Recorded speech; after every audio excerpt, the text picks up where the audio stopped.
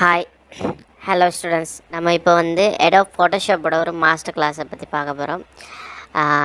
Adobe Photoshop இதில் வந்து இந்த பேர் வந்து ஒரு பரிச்சயமான பேர், நிறைய ஒரு ஃபேமஸான ஒரு பழமையான ஒரு சாஃப்ட்வேர். இந்த சாஃப்ட்வேரை வந்து ஒரு சின்ன இன்ட்ரடக்ஷன் ஒன்று பார்ப்போம். Adobeன்றது வந்து Adobe, அதாவது Adobeன்னு உச்சரிப்பாங்க. இந்த Adobeன்றது வந்து ஒரு அமெரிக்காண்ட ஒரு சாஃப்ட்வேர் கம்பெனி. இது வந்து முழுக்க முழுக்க க்ரியேட்டிவிட்டியான சாஃப்ட்வேர்ஸ்.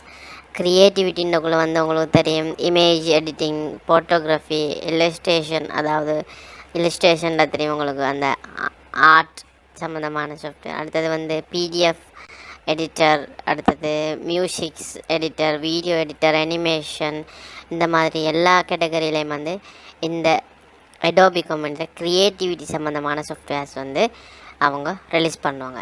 அதில் வந்து அவங்க ஒவ்வொரு கம்பெனியை தான், அதாவது ஒரு சாஃப்ட்வேர் பேக்கேஜஸை தான் ரிலீஸ் பண்ணுவாங்க. அதில் அவங்க வந்து லாஸ்ட்டாக ரிலீஸ் பண்ண பேக்கேஜ் வந்து க்ரியேட்டிவ் க்ளவுட், Adobe க்ரியேட்டிவ் க்ளவுட்ன்ற இந்த சாஃப்ட்வேர் கேட்டகரி தான் வந்து அவங்க லாஸ்ட்டாக ரிலீஸ் பண்ணது. க்ரியேட்டிவ் க்ளவுடுன்ற இந்த சாஃப்ட்வேர் கேட்டகரிக்கு கீழே இருக்கிற சாஃப்ட்வேர்ஸ் தான் வந்து இந்த இருக்குது பாருங்கள். இதில் வந்து ஒவ்வொரு கேட்டகரியாக போட்டிருக்காங்க. இது ஓவர்வியூக்கு அடுத்ததாக வந்து photo, graphic design, video, illustration, UI and UX, social media அப்படின்னு கேட்டகரி வைஸாக போட்டிருக்காங்க. இதாவில் வந்து Adobe க்ரியேட்டிவ் க்ளவுட் வந்து ரிலீஸ் பண்ணுற க்ரியேட்டிவிட்டிக்குரிய மொத்த சாஃப்ட்வேர். சரியா? அதில் இந்த இருக்குது ஃபோட்டோஷாப். இது இல்லஸ்ட்ரேட்டரை பற்றி பார்க்க போகிறோம். அடுத்தது அக்ரோபேட் டிசின்றது வந்து பிடிஎஃப் எடிட்டர், கேள்விப்பட்டிருப்பீங்க. அடுத்து Adobe ப்ரீமியர் ப்ரோன்ற முழுக்க வீடியோ எடிட்டிங். இன்டிசைன்றது யூஐ யூஎக்ஸ் டிசைன். அடுத்து Adobe எக்ஸ்பிரஸ், இது Adobe சம்மந்தமான ஒரு ஷார்ட்கட், அதாவது Adobe சாஃப்ட்வேர் டவுன்லோட் பண்ணுறக்கூடிய சம்மந்தமானது.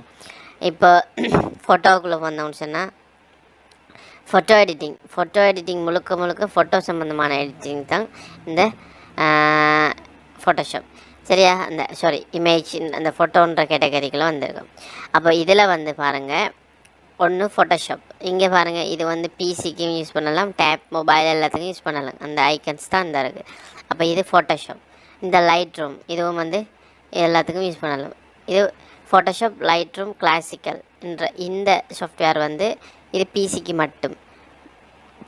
அடுத்து Adobe ஸ்டாக், இது வந்து இமேஜ் டவுன்லோட் பண்ணுற சம்மந்தமானது. இது மொபைல், பிசி எல்லாத்துக்கும் யூஸ் பண்ணலாம். முழுக்க stock images, stock videos, stock photos இதெல்லாம் டவுன்லோட் பண்ணுறதுக்கு உதவும். அடுத்தது வந்து ஃபோட்டோஷாப் எக்ஸ்பிரஸ், இது வந்து மொபைலுக்கு ஃபோட்டோஷாப் தாங்க, இது மொபைலுக்காக தயாரித்தது. அடுத்த ஃபோட்டோஷாப் கேமரா, இதுவும் மொபைலுக்குரியது. இதில் நம்ம இந்த ஃபோட்டோஷாப்பை பற்றி பார்க்க போகிறோம். அதுக்கு மேலே க்ரியேட்டிவ் க்ளவுட்ற மற்ற சாஃப்ட்வேர் கேட்டகரிஸை பார்ப்போம். கிராஃபிக் டிசைனுக்குள்ளேயும் வந்து ஃபோட்டோஷாப் வருவது, இல்லஸ்ட்ரேட்டர் வருவது,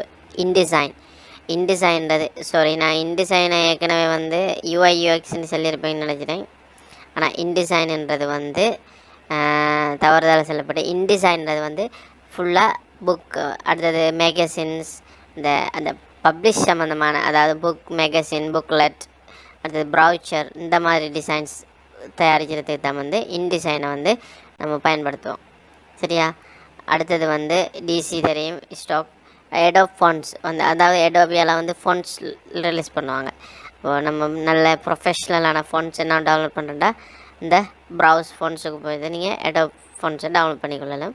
அடுத்து ஃபோட்டோஷாப் எக்ஸ்பிரஸ். அப்போ இதெல்லாம் வந்து கிராஃபிக் டிசைனுக்குள்ளே வருவது. அடுத்தது வந்து வீடியோன்ற கேட்டகரிக்குள்ளே நாம் ப்ரீமியர் ப்ரோ, இது வந்து வீடியோ எடிட்டிங் முழுக்க அட்வான்ஸ்டான ஃபில்ம், அதாவது ஒரு பெரிய ஃபில்ம் தயாரிக்கிற ஃபில்ம் எடிட்டர்ஸ் கூட யூஸ் பண்ணுற ஒரு சாஃப்ட்வேர்.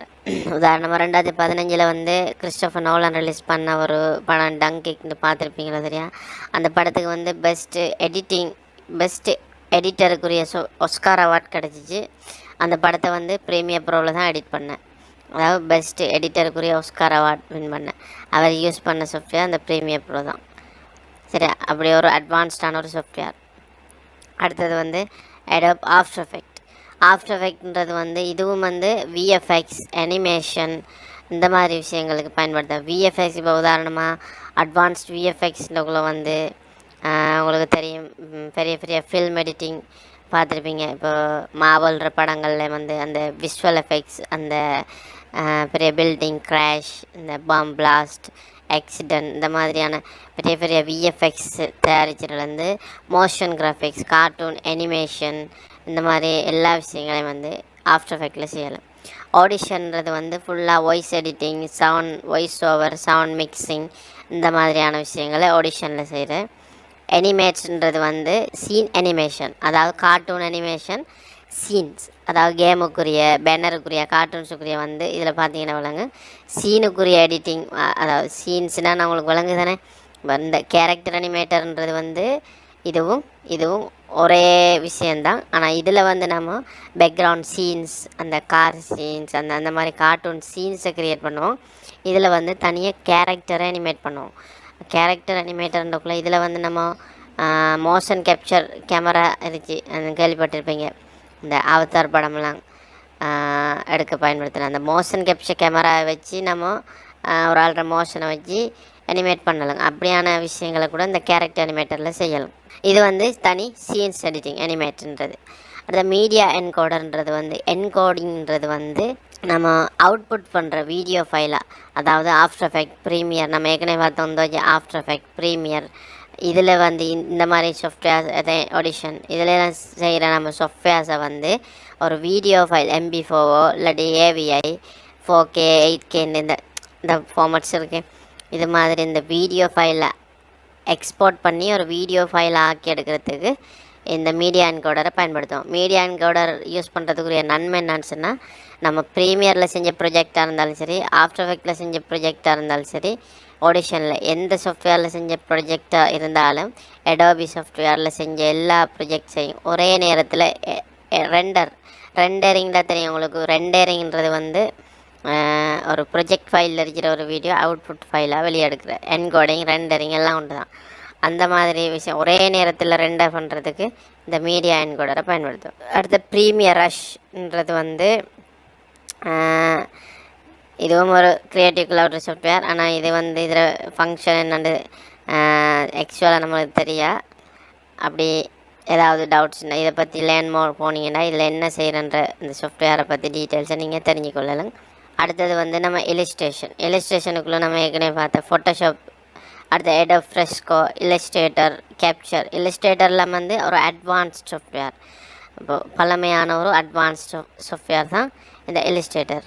இந்த ஃப்ரெஸ்கோ, ஃபோட்டோஷாப் இதெல்லாம் வந்து இல்லஸ்ட்ரேஷன் தான் உங்களுக்கு வர்ணனைகள், இந்த ஆர்ட், இந்த மாதிரியான வெக்டர் கிராஃபிக்ஸ், இந்த வெக்டர் கிராஃபிக்ஸ் இதெல்லாம் வந்து இல்லஸ்ட்ரேஷன் தான் சொல்லுவோம்.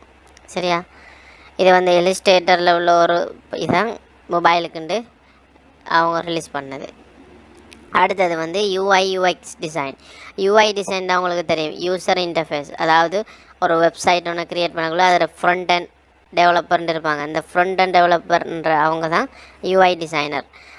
அந்த இப்போ உதாரணமாக இந்த வெப்சைட் எடுத்திங்கன்னா, இப்போ இந்த லோகோ இங்கே இருக்கணும், இந்த பட்டன் இதில் இந்த மார்க் இதுக்குள்ள இந்த கேட்டகரிஸ் இருக்குது, இந்த மாதிரி ஒரு விண்டோ உருவாகணும்ன்ற இதை வந்து கோடிங் மூலமாக இவங்க க்ரியேட் பண்ண மாட்டாங்க, டிசைனர் தான் இவங்க. அதாவது டிசைன் பண்ணுவாங்க. இப்போ இந்த பட்டன் இங்கே இருக்கணும், இந்த ஃப்ரீ ட்ரையல்ன்ற இந்த பட்டன் இங்கே இருக்கணும், இந்த பை நவ் இங்கே இருக்கணும், இப்போ இந்த கேட்டகரிஸ் இங்கே இருக்கணும், இங்கே இந்த லைன், இந்த கலர்ஸ், இந்த தீம்ஸ் இதெல்லாம் வந்து டிசைன் பண்ணுறவங்க தான் UI/UX designer, front and developers.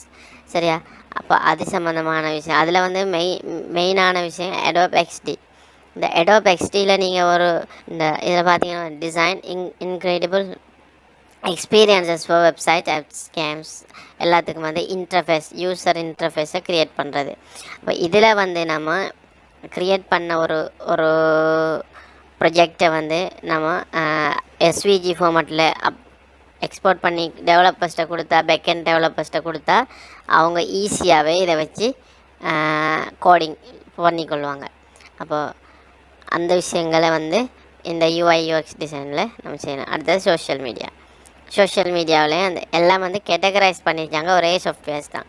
அப்போ நீங்கள் பார்த்தீங்கன்னா வழங்கு இந்த Adobe கிரியேட்டிவ் க்ளவுடில் வந்து நீங்கள் Adobe கிரியேட்டிவ் க்ளவுட்னா என்ன எல்லா கொஷின்ஸுக்கும் உங்களுக்கு வந்து இங்கே விளக்கங்கள் இருக்குது, நீங்கள் பார்த்து வாசிக்கொள்ளலும். பேசிக்கான ஐடியாஸ் இதான். Adobe Creative Cloud ஒரு சாஃப்ட்வேர் பேக்கேஜஸ் கீழே இருக்கிற ஒரு ஃபேமஸான சாஃப்ட்வேர்ஸ் தான் இது. அவ்வளோ நீங்கள் வந்து இப்போ ஒவ்வொரு கேட்டகரிக்கும் வேறு வேறு சாஃப்ட்வேர். இப்போ க்ரியேட்டிவிட்டி, நீங்கள் ஒரு கிராஃபிக் டிசைனராக இருந்தால், இல்லாட்டி நீங்கள் ஒரு வீடியோ எடிட்டராக இருந்தால், இல்லாட்டி ஒரு வீடியோ அனிமேட்டராக நீங்கள் இருந்தால், கார்ட்டூன் அனிமேட்டராக நீங்கள் இருந்தால், நீங்கள் வேறு சாஃப்ட்வேரை ஒன்றும் யூஸ் பண்ணவே தேவையில்லை. என்னை பொறுத்த வரைக்கும் Adobe இந்த சாஃப்ட்வேர் பேக்கேஜஸை நீங்கள் போட்டிங்களா இருந்தால் உங்களுக்கு இதுவே போதும். அப்படி ஒரு அட்வான்ஸ்டான ஒரு சாஃப்ட்வேர் பேக்கேஜஸ் தான் இந்த Adobe இந்த க்ரியேட்டிவ் க்ளவுட் சாஃப்ட்வேர் பேக்கேஜஸ். சரியா? இப்போ இதில் வந்து இப்போ நாம் பார்க்க போகிறோம் Adobe Photoshop. இது வந்து Adobe Photoshop CC 2021 லாஸ்ட்டாக லான்ச் பண்ண வேர்ஷன். இப்போ இந்த சாஃப்ட்வேரை நீங்கள் எடுக்க போகிறீங்களா இருந்தால் எங்கேஜ் உங்களுக்கு ஃப்ரீ ட்ரையல் கொடுத்தீங்கன்னா ஃப்ரீ ட்ரையல் டவுன்லோட் ஆகும். அப்படி இல்லையா நீங்கள் பை பண்ணலாம். பை பண்ணுறதுக்கு உங்களுக்கு 20 USDலேருந்து ஸ்டார்ட் ஆகுது. அப்போ இது இல்லாமல் நீங்கள் வந்து ஒரு சிம்பிளாக வந்து இப்போ இது தேவையில்லை எங்களுக்கு, நான் சல்லி கொடுத்தெல்லாம் யூஸ் பண்ணலாம், க்ரைக் வெர்ஷன் தான் வைக்க போகிறோம் அப்படின்னு சொன்னீங்கன்னா அதுக்கு சில க்ரைக் வெப்சைட்ஸ் இருக்குது. இப்போ க்ரைக் வெப்சைட்ஸ் உதாரணமாக வந்து getintopc.com என்ற இந்த வெப்சைட்டுக்குள்ளே நீங்கள் போனீங்களா இருந்தால் உங்களுக்கு இந்த சைட்ஸுக்குள்ளே வாங்க. இதுக்குள்ளே வந்து இந்த கிராஃபிக் டிசைன், மல்டிமீடியா எல்லா கேட்டகரிகளையும் வந்து இருக்குது. இந்த பாருங்க Adobe கேரக்டர் அனிமேட்டர் 2022. இப்போ நீங்கள் இதில் வந்து Adobe 2020 இந்த இருக்குது 2020 Adobe Photoshop உங்களுக்கு தேவைன்னு சொன்னால் இங்கே நீங்கள் டவுன்லோட் பண்ணிக்கொள்ளலாம். 1.8 GB தான் இதான் ஃபைல் சைஸ். உங்களுக்கு ரெக்வயர்மெண்ட் அதாவது சிஸ்டம் ரெக்வயர்மெண்ட் கேட்டிருக்காங்க. ஆப்ரேட்டிங் சிஸ்டம் Windows 10க்கு மேலே இருக்கணும். உங்களோட ரேம் அடுத்தது வந்து உங்களோட ரேம் வந்து மினிமம் 4 GB இருக்கணும். ஹார்ட் டிஸ்கில் வந்து மினிமம் 3 GB ஸ்பேஸ் இருக்கணும். அடுத்தது வந்து ப்ராசஸர் வந்து 2 GHz. அதாவது எல்லாம் பேசிக்காக உங்களுக்கு ஒரு i3 மெஷினுக்கு மேலே இருக்கிறது நல்ல ஃபோட்டோஷாப் யூஸ் பண்ணுறதுக்கு. இப்போ இந்த மாதிரி இப்போ இங்கே இருக்குது டவுன்லோட். இப்போ நீங்கள் இதை டவுன்லோட் பண்ணிக்கொள்ளலாம். டவுன்லோட் பண்ணி இதை கிளிக் பண்ணிங்கன்னா ஆட்டோவாகவே டவுன்லோட் ஆகும். அப்போ நம்ம இப்படி இந்த ஃபோட்டோஷாப்பை எடுத்துக்கொள்ளலாம். நீங்கள் ஜென்யூன் வெர்ஷன் யூஸ் பண்ணுறதா இருந்தால் இங்கே ஜென்யூன் ஃப்ரீ ட்ரையல் நீங்கள் ட்ரை பண்ணி பார்க்க போகிறீங்கன்னா இதை கொடுங்க ஃப்ரீ ட்ரையல். உங்களுக்கு சைன்இன் பண்ண கேட்கும். இப்போ Adobe அக்கௌண்ட் இங்கே இருக்குது சைன்இன். இப்போ நீங்கள் இந்த continue with Google, continue with Facebook, continue with apple நீங்கள் க்ரியேட் பண்ணாட்டி இப்போ கூகுள் அக்கௌண்ட்டோட சேர்த்து நீங்கள் உங்களோட இந்த அக்கௌண்ட்டை நீங்கள் க்ரியேட் பண்ணிக்கொள்ளலாம். க்ரியேட் பண்ணிவிட்டு நீங்கள் ஃப்ரீ ட்ரையல் கொடுத்தீங்கன்னா சரி. ஒஃபிஷியல் சைட்டுக்குள்ளே நீங்கள் எடுக்கணும்னு அவசியம் இல்லை. நான் சொன்ன மாதிரி க்ரைக் வெர்ஷனும் நீங்கள் டவுன்லோட் பண்ணி யூஸ் பண்ணிக்கொள்ளலாம். இப்போ எப்படி இன்ஸ்டால் பண்ணுறன்ற விஷயத்தை நம்ம பார்ப்போம். சரியா?